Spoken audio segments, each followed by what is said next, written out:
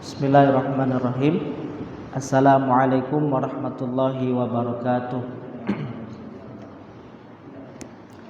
Innal hamdalillah nahmaduhu wa nasta'inuhu wa nastaghfiruh wa na'udzu billahi min syururi anfusina wa sayyiati a'malina. May yahdihillahu fala mudhillalah wa may yudlil fala hadiyalah. Asyhadu an la ilaha illallah wa asyhadu anna Muhammadan abduhu wa rasuluhu alladzi la nabiyya wa la rasula ba'dah, amma ba'du. Alhamdulillah wa syukurillah. Marilah kita senantiasa bersyukur dan senantiasa memuji kepada Allah Subhanahu wa taala karena atas limpahan karunia, rahmat, maghfirah serta hidayah dari Allah Subhanahu wa taala, pada kesempatan malam hari ini kita masih bisa melaksanakan ibadah sholat maghrib dengan berjamaah, dan kemudian kita melanjutkan hadir dalam majelis ilmu. Mudah-mudahan dengan ilmu yang kita dapatkan ini juga bisa dibarengi dengan amal kita. Jadi tidak hanya sebatas pengetahuan saja, akan tetapi ilmu yang sudah kita miliki, ilmu yang sudah kita dapatkan ini harus dibarengi dengan meningkatnya amal kita kepada Allah Subhanahu wa taala. Salawat beserta salam senantiasa tercurah limpahkan kepada Nabi kita Muhammad sallallahu alaihi wasallam. Rasulullah Muhammad sebagai uswah, suri tauladan bagi kita. Mudah-mudahan Allah Subhanahu wa taala senantiasa memberikan kepada kita semuanya keistiqomahan untuk senantiasa mengamalkan sunnah-sunnah Rasulullah sallallahu alaihi wasallam. Hadirin jamaah sekalian, insyaallah kita masih melanjutkan surah Al-Fatihah. Baru satu ayat ya, satu pertemuan baru satu ayat. Kemarin baru ayat yang pertama, baru bismillah ya, baru bismillahirrahmanirrahim. Ini tadinya niatnya saya satu surat ini satu pertemuan ya, tapi ternyata enggak sampai ya, baru satu ayat saja sudah kepotong isya gitu ya. Jadi kurang lebih hanya sekitar berapa ya, 30 atau 40 menit ya, karena ini sekarangnya sudah hampir setengah 7 ya. Tapi ya meskipun ya sedikit, ini mudah-mudahan bisa bermanfaat ya untuk kita, dan bisa kita mengambil istifadah dan kita mengamalkan dari apa yang kita dapatkan.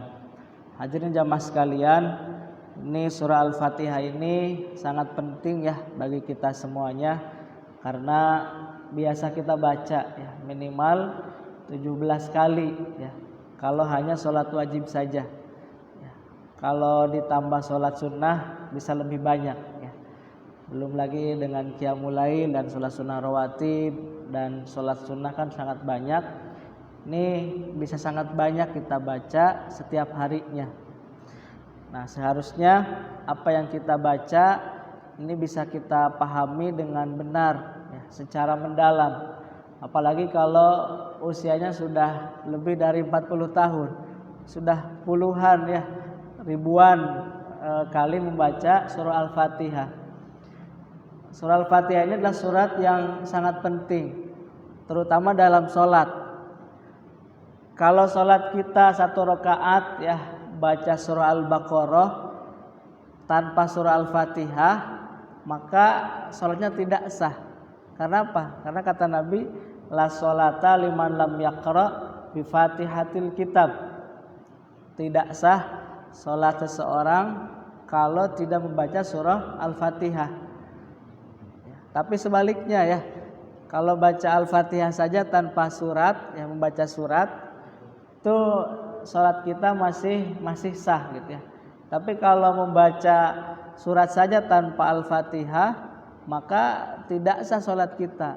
Maka ini sangat penting kita untuk mengkaji dan membahas dan juga memahami isi kandungan dari surah Al-Fatihah ini.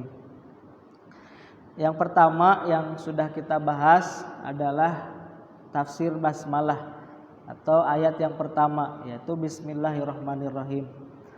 Ayat ini mengajarkan ya kepada kita semuanya untuk senantiasa memulai aktivitas kita dengan mengucapkan basmalah. Akan tetapi pada hakikatnya ya bukan hanya sebatas mengucapkan basmalah saja, tapi senantiasa menghadirkan Allah ya dalam setiap aktivitas kita. Percuma baca basmalah tapi untuk kejahatan gitu ya. Wah, ini kalau mau melakukan sesuatu harus bismillah dulu. Tapi buat mencuri itu kan tidak menghadirkan Allah gitu ya. Jadi mengucapkan dengan bismillah tapi juga dibarengi dengan menghadirkan Allah Subhanahu wa taala. Ya, kalau sudah mampu menghadirkan Allah, maka akan timbul sifat muraqabatullah, senantiasa diawasi oleh Allah Subhanahu wa taala. Kalau sudah ada dalam diri kita sifat ini, tidak mungkin kita melakukan kemaksiatan kepada Allah Subhanahu wa taala. Karena kita sudah meyakini bahwa Allah Subhanahu wa taala senantiasa mengawasi, senantiasa melihat kita semuanya. Nah, kemudian ada yang sangat menarik juga bahwa dalam ya, ayat yang pertama ini dari 99 nama ya, nama Allah Asmaul Husna itu yang disebut adalah sifat Ar-Rahman dan Ar-Rahim. Nah, ini menunjukkan ya betapa besarnya kasih sayang Allah Subhanahu wa taala kepada kita semuanya. Nah, maka nanti akan kita kaji di ayat yang ketiga itu kenapa bisa terulang 2 kali gitu ya. Kan Bismillahirrahmanirrahim ayat yang pertama. Kemudian yang kedua, Alhamdulillahirabbil alamin. Itu yang ketiga ada lagi Ar-Rahmanir-Rahim. Nanti akan kita kaji lebih mendalam terkait dengan sifat ya 2 sifat Allah Subhanahu wa taala, yaitu Ar-Rahman dan Ar-Rahim. Nah, kemudian kita lanjut ke ayat yang kedua, Alhamdulillahirabbil alamin. Segala puji bagi Allah Subhanahu wa taala, Rabb seluruh alam.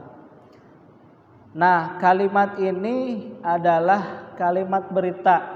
Ya, kemarin sudah kita singgung sedikit ya. Alhamdulillahirabbil alamin, ini kalimatnya kalimat berita. Segala puji bagi Allah Subhanahu wa taala. Akan tetapi yang dimaksud dalam ayat ini adalah kalimat perintah. Ihmadillah. Pujilah Allah Subhanahu wa ta'ala. Pujilah Allah Subhanahu wa ta'ala. Ini dalam ilmu balaghah gitu ya. Khobariyatul lafdon bermakna insya'iyah. Jadi lafadznya khobariyah berita, tapi maknanya adalah perintah. Ihmadillah. Pujilah Allah Subhanahu wa ta'ala. Maka ketika kita mendapatkan nikmat, maka pada hakikatnya nikmat itu adalah bukan dari hasil jerih payah kita, tapi itu adalah anugerah dan pemberian dari Allah Subhanahu wa taala. Maka kita mengucapkan alhamdulillah. Segala puji bagi Allah Subhanahu wa taala, Rabbil alamin. Rabb seluruh alam semesta. Nah, maka nanti akan kita kaji kenapa kita harus memuji Allah Subhanahu wa taala? Karena banyak sekali nikmat yang Allah Subhanahu wa taala telah anugerahkan kepada kita semuanya. Maka surat yang diawali dengan alhamdulillah itu semua isi surat, semua isinya adalah tentang nikmat ya. Misal dalam surah Al-An'am. Ini kemarin sudah saya bagikan ya. Ada di mana ya? Dikumpulin lagi ya. Di belakang kayaknya ya. Nah, mengapa kita memuji Allah Subhanahu wa taala? Yang pertama ini dalam surah Al-An'am ayat yang pertama. Alhamdulillahilladzi khalaqas samawati wal arda wa ja'alaz zulumati wan nur tsummal ladzi kafaru bi rabbihim ya'dilun. Allah Subhanahu wa taala telah menciptakan langit dan bumi. Dan tentunya tidak hanya itu ya. Allah tidak hanya sebatas menciptakan langit dan bumi, tapi Allah Subhanahu wa taala juga ini menundukkan langit dan bumi untuk kita semuanya. Alam tara annallaha sakhkhara lakum ma fis samawati wa ma fil ard. Bahwasanya Allah Subhanahu wa taala menundukkan apa yang di langit dan bumi untuk kita semuanya. Nah, maka ya banyak sekali nikmat yang kita dapatkan dari penciptaan langit dan bumi, dari penciptaan alam semesta ini. Ya, kita bisa mengambil ya seluruh nikmat dari apa yang Allah Subhanahu wa taala ya ciptakan baik di daratan maupun di lautan. Bahkan di lautan itu ya, itu jenis ikan sampai sekarang mungkin belum terdeteksi ya, ada berapa jenis ikan, dan itu tidak pernah habis ya. Bayangkan berapa ton gitu ya, setiap hari ya ikan itu diambil dari lautan gitu ya, dan itu untuk kita semuanya. Nah, maka inilah nikmat yang Allah Subhanahu wa taala berikan kepada kita semuanya, sehingga sangat wajib ya kita bersyukur kepada Allah Subhanahu wa taala. Bahkan ya kita manusia ini bisa dibilang manusia paling rakus ya. Kalau binatang itu kan ada yang hanya memakan jenis hewan ya, hewan saja, daging gitu ya. Ada yang hanya memakan tumbuh-tumbuhan, tapi kita makan semuanya gitu ya. Kalau ada ayam kita makan gitu ya. Kalau ada dedaunan juga kita makan gitu ya. Nah, maka inilah nikmat yang Allah Subhanahu wa taala berikan kepada kita semuanya, sehingga ini wajib terus kita syukuri. Kemudian nikmat selanjutnya adalah dalam Al-Qur'an surah An-Naml ayat ke-15. Walaqad ataina Dauda wa Sulaimana ilma wa qala alhamdulillahilladzi faddalana ala katsirin min ibadihil mu'minin. Yang artinya, dan sungguh kami telah memberikan ilmu kepada Daud dan Sulaiman, dan keduanya berkata, segala puji bagi Allah Subhanahu wa taala yang melebihkan kami dari banyak hamba-hambanya yang beriman.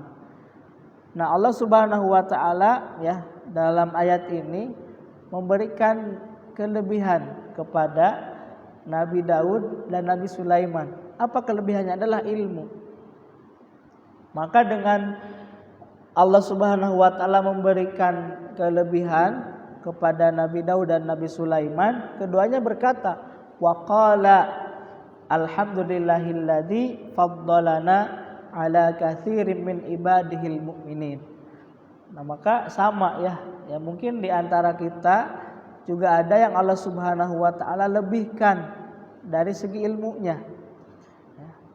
Kan tidak semua dari kita Allah Subhanahu wa taala berikan nikmat dalam bentuk ilmu pengetahuan.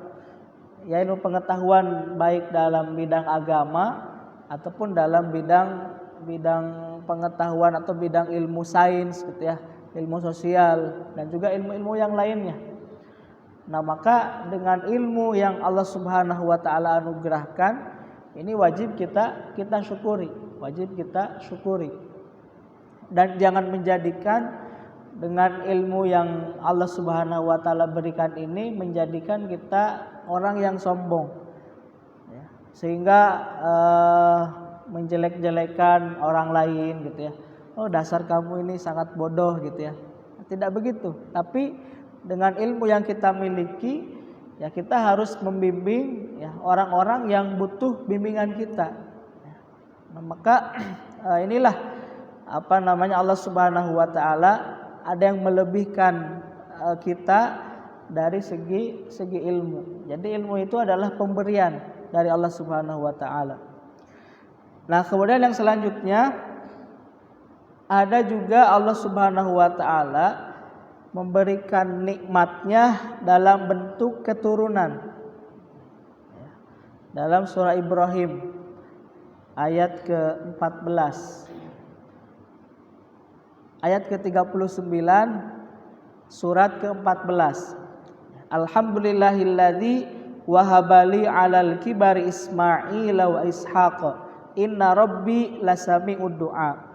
Segala puji bagi Allah Subhanahu wa taala yang menganugerahkan kepadaku di hari tuaku, ya, Ismail dan Ishak. Ya, Tuhanku benar-benar maha mendengar, memperkenankan doa. Nah, maka ini juga ya, ada yang diberikan oleh Allah ilmu yang sangat banyak, tapi dia tidak punya keturunan. Ya, maka setiap kita itu kadang Allah Subhanahu wa taala memberikan nikmat yang berbeda-beda. Ya, tadi ada yang diberikan anugerah ilmu ya oleh Allah Subhanahu wa taala, ada juga yang dianugerahkan berupa keturunan. Kan kita juga sering melihat ya, ada diberikan ilmu tapi tidak punya keturunan, ada diberikan harta yang sangat banyak tapi tidak diberikan keturunan. Nah, maka setiap kita ya ujiannya itu akan berbeda-beda ya, baik dalam kebaikan ataupun dalam keburukan. Maka tetap kita harus senantiasa bersyukur kepada Allah Subhanahu wa taala. Ya, meskipun dengan keterbatasan atau berbeda-beda nikmat yang kita miliki gitu ya. Berbeda-beda nikmat yang kita miliki. Nah, kemudian yang keempat, ini nikmat dalam bentuk keselamatan jiwa. Adanya dalam Al-Qur'an surah Al-Mu'minun. Surah yang ke-23 ayat 28. Ini tentang Nabi Nuh ya. Fa idzastawaita anta wa man ma'aka 'alal fulki faqulil hamdulillahilladzi najjana minal qaumiz zalimin. Dan apabila engkau dan orang-orang yang bersamamu telah berada di atas kapal, maka ucapkanlah segala puji bagi Allah Subhanahu wa taala yang telah menyelamatkan kami dari orang-orang yang zalim. Nah, ada juga yang mungkin tidak punya keturunan, tidak punya harta, ya, tidak punya ilmu, tapi jiwanya selalu tenang, ya, selalu diberikan keselamatan. Nah, juga ada yang seperti ini. Kadang ada yang Allah berikan ilmu, berikan harta, tapi jiwanya tidak tenang, tidak diberikan keselamatan. Bahkan biasanya ketenangan itu karena kita tuh nggak punya apa-apa gitu ya. Beda kalau punya harta banyak di rumah, ya, di rumahnya sangat mewah, sangat megah, mobilnya ada 10 misalnya, motornya ada sangat banyak, di berangkas uangnya miliaran, kemudian perhiasannya banyak, itu kadang hidupnya nggak tenang. Karena kalau gerbangnya belum dikunci itu takut gitu ya. Tapi kalau di rumahnya nggak punya apa-apa gitu ya, mau dikunci nggak dikunci ya tenang aja. Karena apa? Ya tidak ada yang dikhawatirkan gitu ya. Meskipun pintunya nggak dikunci, silakan aja kalau mau masuk ya. Kan di rumahnya nggak ada harta apa-apa gitu. Nah kadang kita nggak punya apa-apa itu buat kita lebih tenang gitu ya. Kita mengetahui suatu ilmu misalnya, dokter misalnya. Ini dokter ini banyak kan pantangannya ya, jangan terlalu banyak makan gorengan, nanti kolesterol. Jangan terlalu makan banyak yang manis-manis, nanti punya penyakit gula. Tapi kalau kita nggak tahu ilmunya, mau gorengan, mau apa, terus aja makan gitu ya. Kadang dengan kita keterbatasan ilmu dan tidak punya harta, itu kadang kita bisa lebih tenang gitu ya. Maka kita lihat ya orang-orang yang di kampung gitu ya, mungkin hartanya terbatas, ilmunya terbatas, tapi hidupnya serba tenang. Maka inilah juga diantara salah satu bentuk nikmat yang Allah Subhanahu wa taala anugerahkan kepada kita semuanya.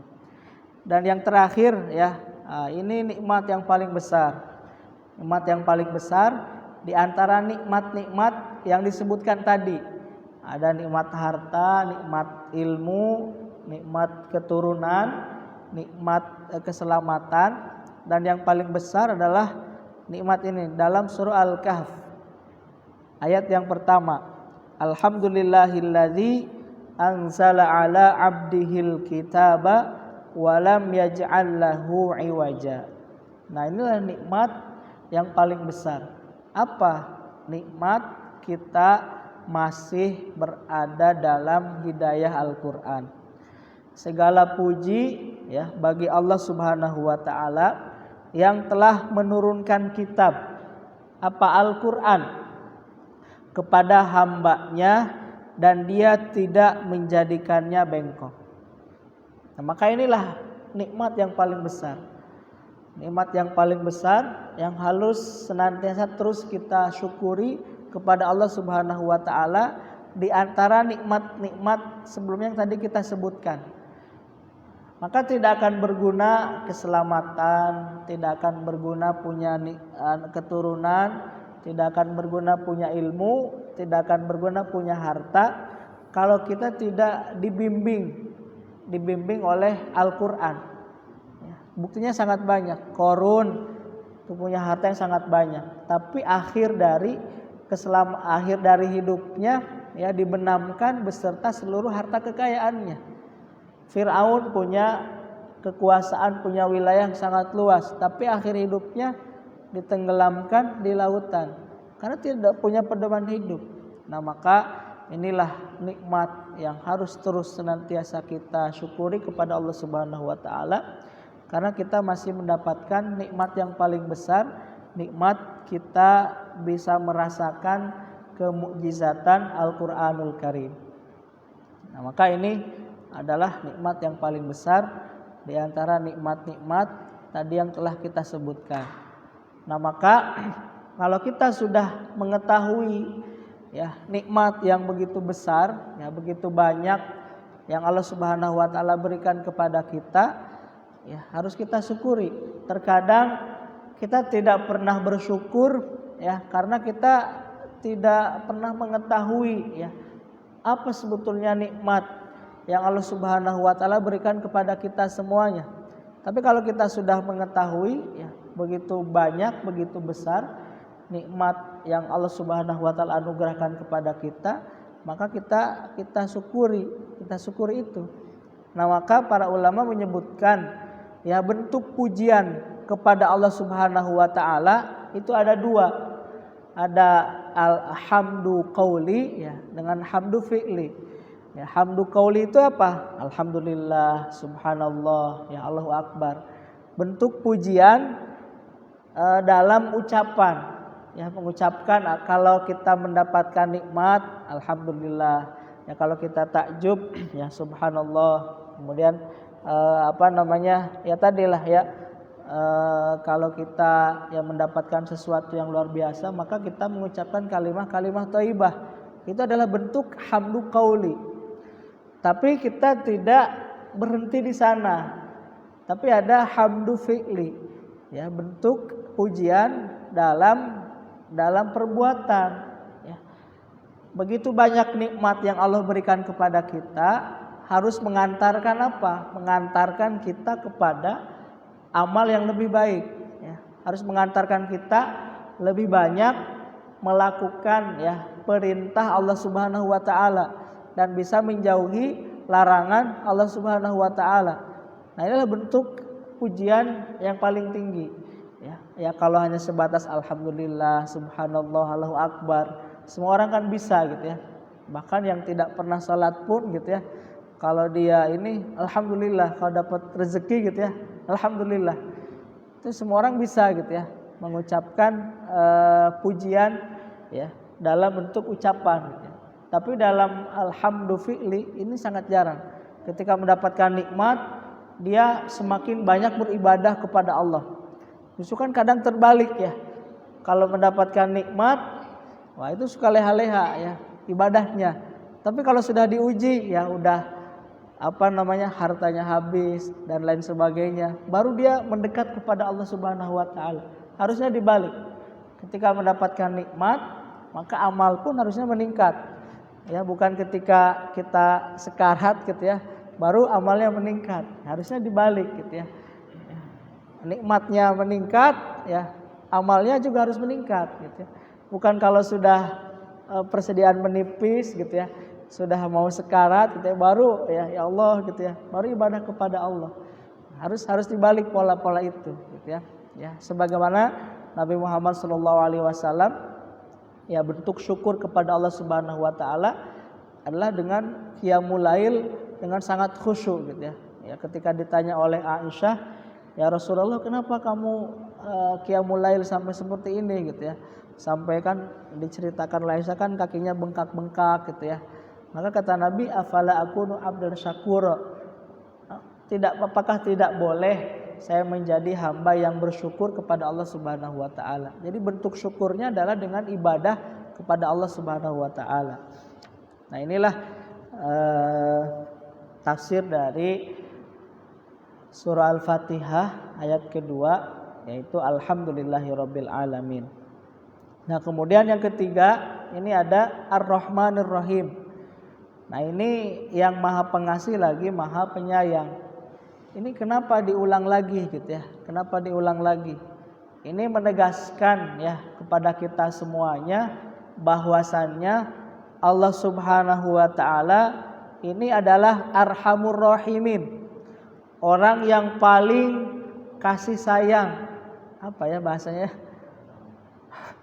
Orang yang paling Yang paling berkasih sayang di antara orang yang memberikan kasih sayang lah, kurang lebih seperti itu bahasanya.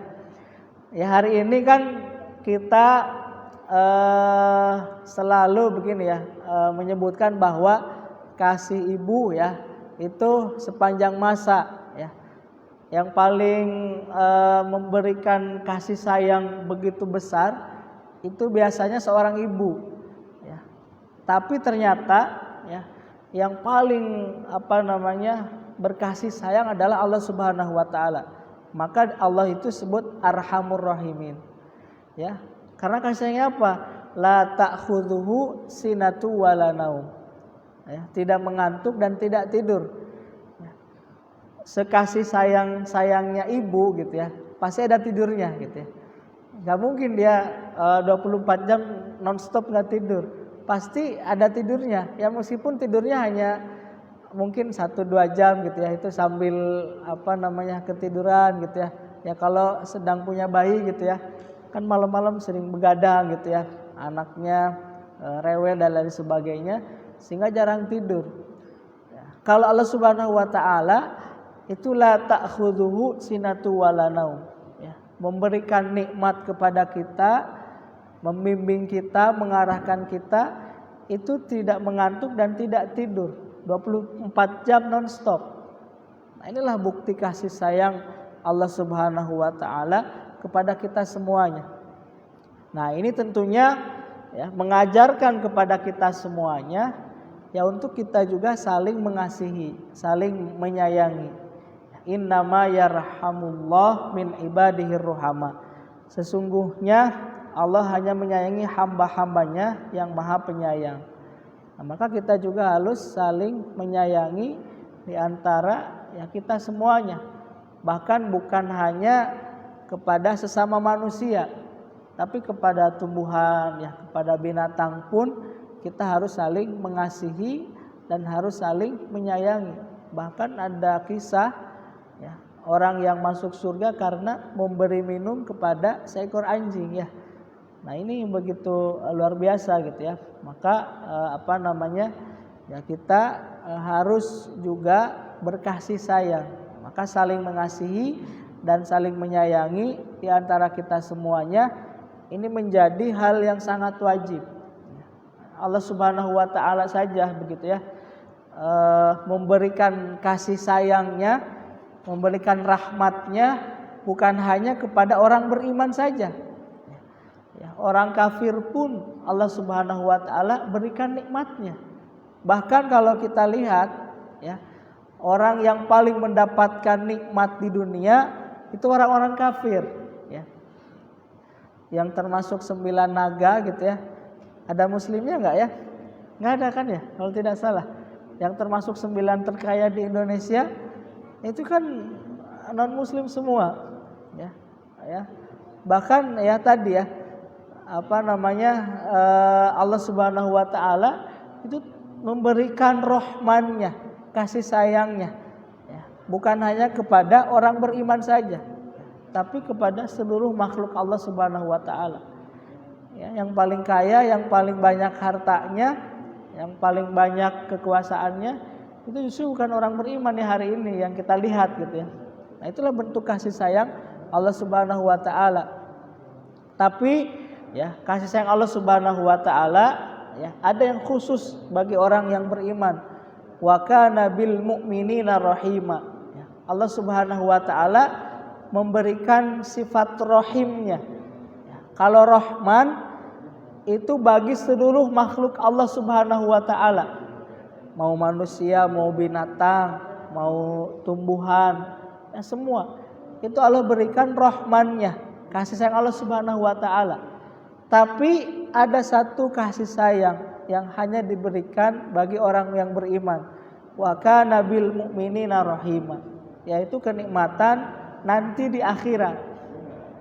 Dan itu kenikmatan ya di akhirat kelak kalau di persentase itu 99% dan khusus bagi orang beriman. Nah, maka ya bagi kita jangan sampai hanya mengejar rahman Allah yang 1% dan itu diperebutkan oleh seluruh makhluk Allah. Hari ini manusia itu ada berapa miliar ya? 7 ya? 7 miliar ya?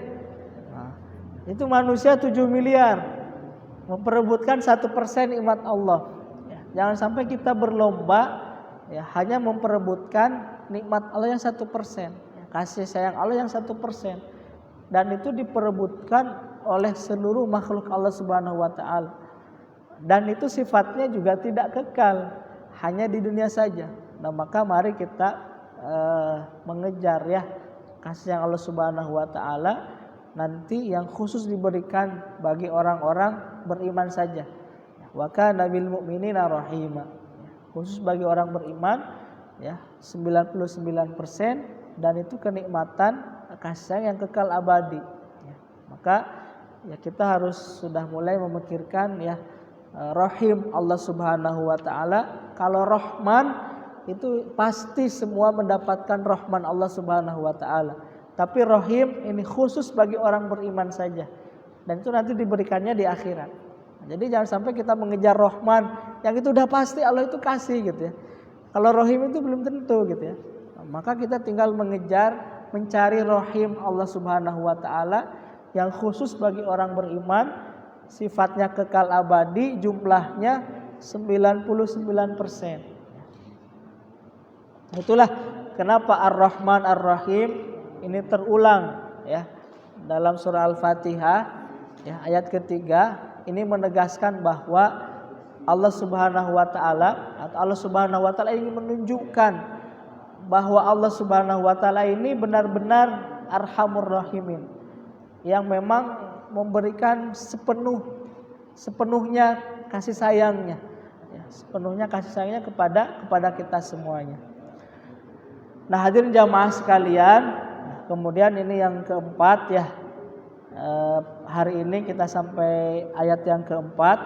Tinggal nanti satu pertemuan lagi ayat kelima, keenam dan ketujuh.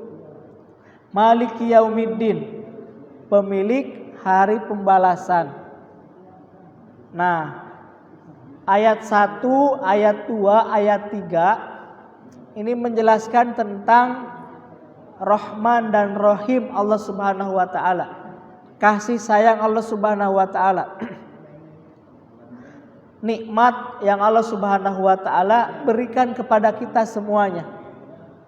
Jadi ayat 1, ayat 2, ayat 3 itu tentang kasih sayang Allah Subhanahu wa taala kepada kita semuanya. Nah, maka ayat keempat ini tidak lagi bercerita tentang kasih sayang Allah Subhanahu wa taala. Maliki yaumiddin.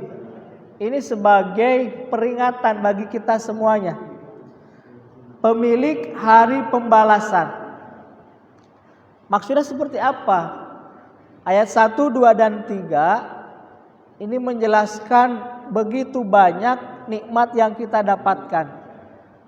Akan tetapi ya, jangan lupa bahwasannya nanti di akhirat itu ada hari pembalasan, ada hisab, ada hari perhitungan. Jangan sampai dengan nikmat, dengan kasih sayang yang Allah Subhanahu wa taala berikan kepada kita semuanya, ini membuat kita lupa bahwasannya semua nikmat yang Allah Subhanahu wa taala berikan itu ada pertanggungjawabannya. Ada pertanggungjawabannya. Nah, maka ya, mulai hari ini orientasi kita adalah orientasinya akhirat. Karena wal akhiratu khairu wa abqa. Akhirat itu lebih kekal dan lebih baik dan lebih kekal. Nah, maka di kita itu ada persepsi bahwa mengejar dunia dan akhirat itu harus seimbang. Ini kira-kira benar nggak kata-kata ini ya? Mengejar dunia dan akhirat harus seimbang. Kan sering ya kita dengar ini ya. Harus mengejar dunia dan akhirat itu seimbang. Ya. Kalau dalam benak saya, mengejar dunia itu harus diutamakan dan mengejar akhirat itu harus diutamakan, tapi jangan melupakan dunia. Maka bahasanya mengejar akhirat dan dunia jangan seimbang, karena dua-duanya tidak seimbang antara akhirat dan dunia. Kalau akhirat itu lebih baik, lebih kekal, abadi daripada dunia, maka mana mungkin gitu ya, mengejar akhirat dan dunia harus seimbang. Kita kasih contoh seperti ini, misal di perusahaan A ini memberikan gajinya 99 juta satu bulan. Di perusahaan B memberikan gajinya 1 juta. Kira-kira untuk kita mau prioritaskan yang mana nih? Yang 99 juta atau yang 1 juta? Pasti yang 99. Gak mungkin kita kedua-duanya, dan gak mungkin seimbang, tapi harus ada yang diutamakan. Nah, maka kata yang tepat adalah ya menurut pemikiran saya, mengejar dunia dan akhirat itu bukan harus seimbang, tapi utamakanlah akhirat, jangan kita melupakan dunia. Dalam Al-Quran kan begitu bahasanya, wabtaghi fi ma'atakallah ad-darul akhirah wala tansa nasibaka minad dunya. Ya, kejarlah ya oleh kita semuanya untuk kepentingan negeri akhirat, wala tansa nasibaka minad dunya, dan janganlah engkau lupa bagianmu di dunia. Nah, maka kata-kata yang tepat ya dalam pemikiran saya itu mengejar dunia dan akhirat jangan seimbang, tapi utamakan akhirat, jangan lupakan dunia. Kalau seimbang rugi kita ya. Akhirat itu lebih banyak, lebih kekal, dunia itu sementara lebih sedikit, ya nggak mungkin kita harus seimbang, tapi harus utamakan akhirat, tapi jangan melupakan hal-hal yang berkaitan dengan duniawi. Itulah Al-Quran sendiri yang berbicara, wabtaghi fi ma'atakallahu darul akhirah wala tansa nasibaka minad dunya. Kejarlah oleh kita untuk kepentingan negeri akhirat, tapi jangan melupakan bagian kita di dunia. Nah, inilah yang harus tertanam dalam pikiran kita, bahwa kita harus berorientasi akhirat, berorientasi akhirat. Nah, kemudian ini juga menjadi salah juga kalau orientasinya akhirat harus ibadah terus ya. Enggak begitu juga. Harus di masjid terus, enggak begitu juga. Tapi yang dimaksud dengan mengutamakan akhirat adalah dari cara pikir dan cara kerja kita, mindsetnya ya. Bukan hanya amalnya di masjid saja. Kata Pak Ustadz harus mengutamakan akhirat, berarti kita harus di masjid terus. Tapi yang dirubah adalah cara kerja dan cara pandang kita. Yang dimaksud dengan mengutamakan akhirat dari cara kerja. Yang tadinya bekerja ya mungkin tidak jujur, tidak amanah, maka kita rubah. Kalau orang yang mengutamakan akhirat, maka cara kerjanya dia akan jujur, akan amanah. Itu dari cara kerjanya. Jadi bukan hanya sebatas di masjid saja gitu ya, berzikir, sholat. Tapi kita rubah dari cara pandang dan cara kerja. Maka orang yang mengutamakan akhirat, ya ketika dia bekerja akan bersungguh-sungguh, akan jujur, akan amanah. Itulah orang yang mengutamakan akhirat. Jadi bukan hanya sholat gitu ya, bukan hanya terus ibadah di masjid ya dari pagi sampai malam gitu ya, tapi dari cara kerjanya, cara dia bekerja. Dari cara dia bekerja ya dia harus jujur, harus amanah, harus jujur, harus amanah. Itulah mindset yang selama ini kita selalu salah memahami gitu ya. Mengejar dunia dan akhirat harus seimbang. Nah, kemudian kalau mengutamakan akhirat, artinya harus ibadah terus di masjid. Nah, maka kadang pola-pola pikir ini yang harus kita luruskan. Jadi yang dimaksud dengan mengutamakan akhirat adalah tidak semata-mata ibadah dari pagi sampai malam, tapi cara pandang dan cara kerja kita yang harus kita rubah. Yang tadinya ya bekerja sebatas memenuhi kebutuhan sehari-hari, ya kita rubah. Ya, kita bekerja lillahi ta'ala ya, untuk menghidupi anak dan istri gitu ya. Dan bukan untuk memperkaya diri. Nah itulah cara pandang yang harus dirubah. Ya, cara kerjanya apa? Jujur dan amanah.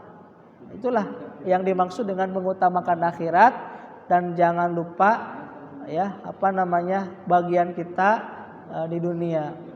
Nah mungkin ya ini ya yang bisa kita kaji pada kesempatan malam hari ini. Ayat kedua, ketiga dan keempat. Ini kita percepat ya agar tidak terlalu lama gitu ya. Ini kalau satu pertemuan satu ayat 1 tahun surat Al-Fatihah ya. Karena kita cuma 1 bulan sekali ya.